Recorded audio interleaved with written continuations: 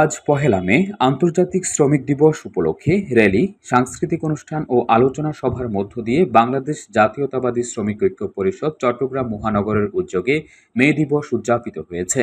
বৃহস্পতিবার দুপুরে নগরীর বহদ্দার হাট মোড়ে এ কর্মসূচি অনুষ্ঠিত হয়।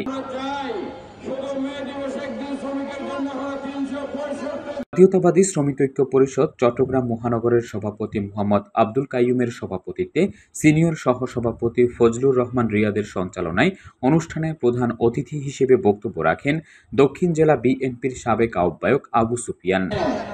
আমরা চাই শুধু মে দিবস একদিন শ্রমিকের জন্য হয় 365 দিন শ্রমিকের দিবস হবে, শ্রমিকের দিন হবে, শ্রমিকের জীবন মানের উন্নয়ন হবে, এই প্রত্যাশা আমাদের।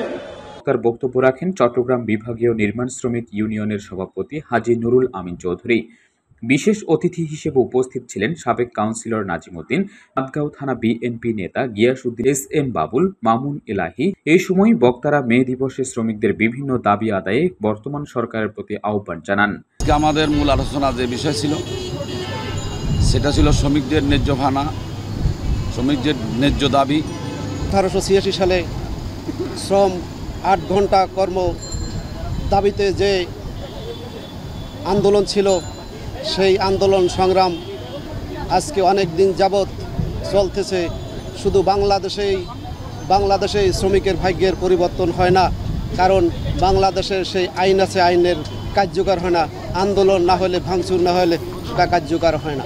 এর আগে সকালে মে দিবসের একটি র্যালি অনুষ্ঠান স্থলে আসে। পরে মনোমুগ্ধকর সাংস্কৃতিক পরিবেশনার মধ্য দিয়ে অনুষ্ঠান শেষ হয়।